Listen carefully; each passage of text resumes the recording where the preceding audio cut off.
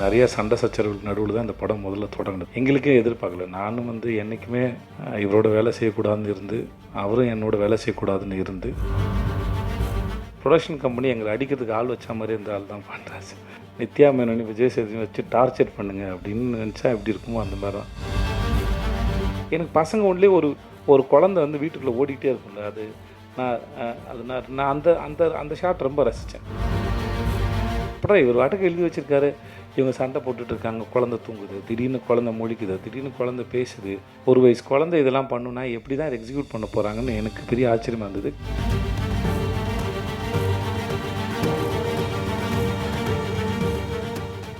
உள்ள வந்திருக்கவங்க எல்லாருக்கும் வணக்கம். எங்களுடைய இயக்குனரும் என்னோடய ஹீரோயின் நேராக கேள்வி பதிலுக்கு போகலான்னு சொன்னதுனால ஒரு ஃபார்மாலிட்டிக்கு வழக்கமாக உங்கள்கிட்ட பேசின ஒரு பழக்கத்தில் சரி நான் முதல்ல பேச ஆரம்பிச்சுட்டு அப்புறம் கேள்வி பதிலுக்கு போயிடலாம் தான்.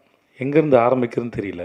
ஏன்னா இந்த படம் ஆரம்பிக்கிறதே ஒரு நிறைய சண்டை சச்சரவுகளுக்கு நடுவில் தான் இந்த படம் முதல்ல தொடங்கினது. முதல்ல அந்த இயக்குனரும் இந்த நடிகரும் ஒன்று சேர அந்த அந்த விஷயம் தொடங்கினது ஒரு எங்களுக்கே எதிர்பார்க்கல. நானும் என்றைக்குமே இவரோட வேலை செய்யக்கூடாதுன்னு இருந்து, அவரும் என்னோட வேலை செய்யக்கூடாதுன்னு இருந்து, அதுக்கப்புறம் ரொம்ப சாதாரணமான ஏன்னா 2 பேருக்கும் பெருசாக தனிப்பட்ட முறையில் கோவம் எதுவும் இல்லாதனால ஒரு சின்ன ஒரு பூ மலர்வதை போல் அந்த அன்பு வெறுப்பு அவ்வளோ நேரம் கோவம் எல்லாம் மறந்து ஒரு அன்பாக மலர்ந்து அதுக்கப்புறம் அவர் கதை சொல்லி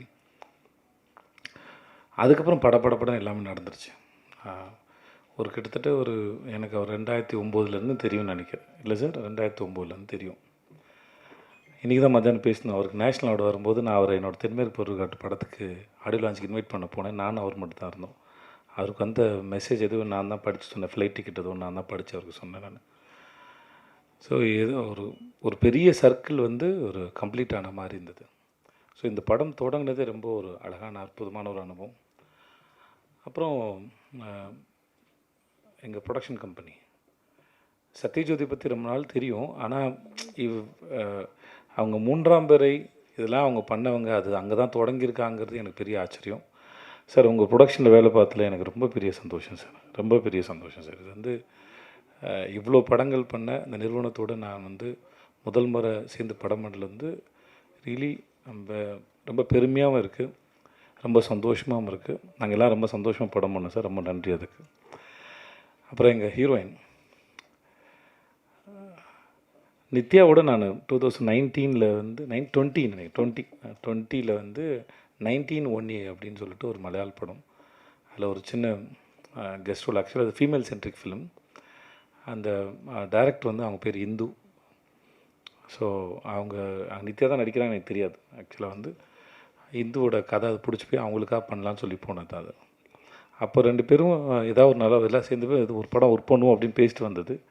அதுக்கப்புறம் இப்படி நடக்கும்னு எதிர்பார்க்கல. ஏன்னா இந்த மாதிரியான ஒரு படம் நித்யாவோட ஒர்க் பண்ண ரொம்ப நாள் ஆசை இருந்துச்சு. ஆனால் இந்த மாதிரியான ஒரு படத்தில் அவங்களோட ஒர்க் பண்ணதில் பெரிய சந்தோஷம். படம் பார்க்கும்போது அவங்க எல்லாருக்கும் தெரியும், இந்த கதாபாத்திரத்தில் நித்யாவை தவிர வேறு யாரையும் இமேஜினே பண்ண முடியாது. எனக்கு தெரிஞ்சிருக்கு அவங்க பண்ண எல்லா படத்துலையும் அப்படி தான் நினைக்கிறேன்.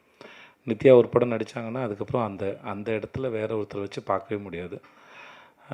அதுதான் நித்யா. ஏன்னா அது சும்மா வந்தோம், இது சீனு, இது டயலாகு, ஓகே இது கோரியோகிராஃபி, இதை நடிப்போம் அப்படின்லாம் இல்லை.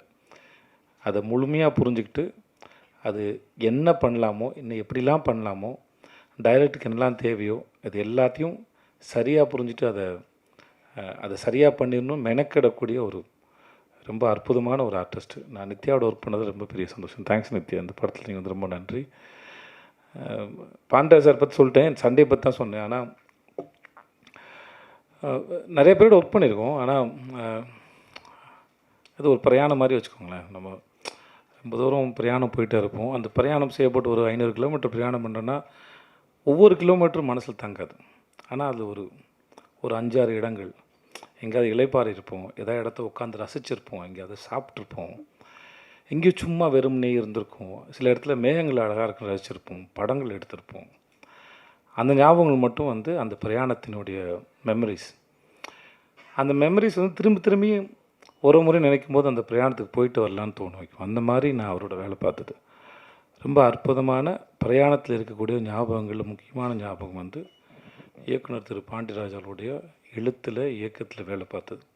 அஃப்கோர்ஸ் கொஞ்சம் கஷ்டமாக இருந்தாலும், அந்த மனுஷன் டார்ச்சராக இருந்தாலும், சில சமயம் இந்த சொல்லுவாங்கள்ல, இந்த இவரோட படத்துலேயே வரும், பசங்க படத்தில் வருவாங்க, யாராவது பையனை அடிக்கிறதுக்கு ஆள் கூப்பிட்டு சின்ன ஒரு பையன் இல்லையா, அந்த மாதிரி ப்ரொடக்ஷன் கம்பெனி எங்களை அடிக்கிறதுக்கு ஆள் வச்ச மாதிரி இருந்த ஆள் தான் பாண்டராஜ். அவங்க 2 பேரையும் அந்த நித்யா மேனனி, விஜய் சேதுபதி வச்சு டார்ச்சர் பண்ணுங்க அப்படின்னு நினச்சா எப்படி இருக்குமோ அந்த மாதிரி தான். சும்மா சொல்கிறேன், ஆனால் நிஜமாகவும் சொல்கிறேன். சும்மா மாதிரி நிஜமாக சொல்கிறேன், நிஜமாக மாதிரி சும்மா சொல்கிறேன். இது எப்படி சொல்கிறேன் நீங்கள் எடுத்துக்கோங்க. ஆனால் படன்னு இருக்கும். ஆனால் நின்று அதை ரசித்தோம். ஷூட்டிங்லாம் முடிஞ்சதுக்கப்புறம், அந்த கடைசி நாள் முடிஞ்சதுக்கப்புறம் அங்கே உட்காந்து ட்ரெஸ்லாம் மாற்றிட்டு வந்து திரும்பி ஒரு 3/4 மணி நேரம் 1 மணி நேரம் உட்காந்து நாங்கள் எல்லாம் பேசிகிட்டு இருந்தோம். ஏன்னா அதை விட்டு போகிறதுக்கு மனசு இல்லை. இன்னும் இந்த ஷூட் வந்து இன்னும் ஒரு வாரம் சும்மா ஏதாச்சும் எடுக்கலாமா அப்படின்னு தோணுச்சு. அந்த அளவுக்கு. ஏன்னா அது ஒரு பெரிய குடும்பமாக இருந்தது. எல்லாருமே சரி, தீபாக்காவாக இருக்கட்டும், சரவணன் சாராக இருக்கட்டும், ரோஹனாக இருக்கட்டும், எங்கள் தங்கச்சி அறிஞர் ராகவதி, அவங்க பேர் என்ன சார், ரோஷினியாக இருக்கட்டும், குழந்தைங்களாக இருக்கும், மகிழினி. ஆக்சுவலாக அந்த குழந்தை வந்து முதல்ல ஆண் குழந்தையா அந்த ஸ்கிரிப்டில். அவள் பேர் மகிழினி. மகிழ் வந்ததுக்கப்புறம் அது அவளோட சரியான சாய்ஸ்னு சொல்லி இந்த படத்தில் எங்களை ஆசீர்வதிக்க வந்த தெய்வம்னா அது மகிழினி தான் நினைக்கிறேன். இவர் பேப்பரில் எழுதுனதை எப்படா இவர் வாட்டுக்கு எழுதி வச்சுருக்காரு, இவங்க சண்டை போட்டுட்ருக்காங்க, குழந்தை தூங்குது, திடீர்னு குழந்தை முழிக்குது, திடீர்னு குழந்தை பேசுது, அப்படிலாம் ஒருத்தர் எழுதும்போது நம்மளாம் நடிச்சிருவோம். ஒரு வயசு குழந்தை இதெல்லாம் பண்ணுனா எப்படி தான் இதை எக்ஸிக்யூட் பண்ண போகிறாங்கன்னு எனக்கு பெரிய ஆச்சரியமாக இருந்தது. கேட்டேன், சார் இதெல்லாம் நடக்குமா சார், எழுதி வச்சுருக்கீங்களா? எல்லாம் நடக்கும் சார், வாங்க சார் அப்படின்னு. ஏன்னா நான் பசங்க பண்ணியிருக்கேன், பசங்க டூ பண்ணியிருக்கேன், எனக்கு தெரியும்.